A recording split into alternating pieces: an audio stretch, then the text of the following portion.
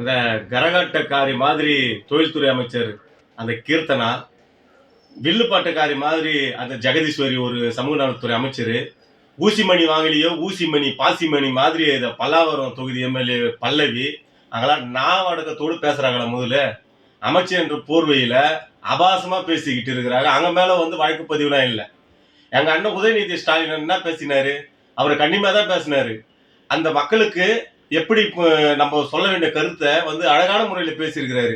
இது நீங்க அனைத்து எதிர்க்கட்சி தலைவர்களும் உதயநிதி அண்ணன் தவறா பேசிட்டாருன்னு சொல்லிட்டு நீங்க உதயநிதி அண்ணன் மேல கண்டனத்தை தெரிவிக்கிறீங்க.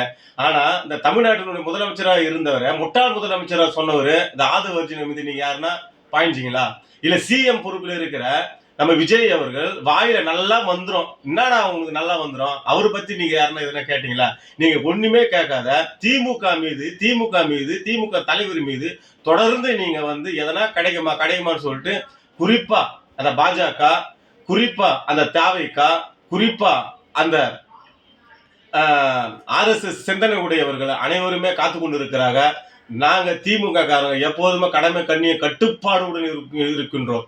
நன்றி, வணக்கம்.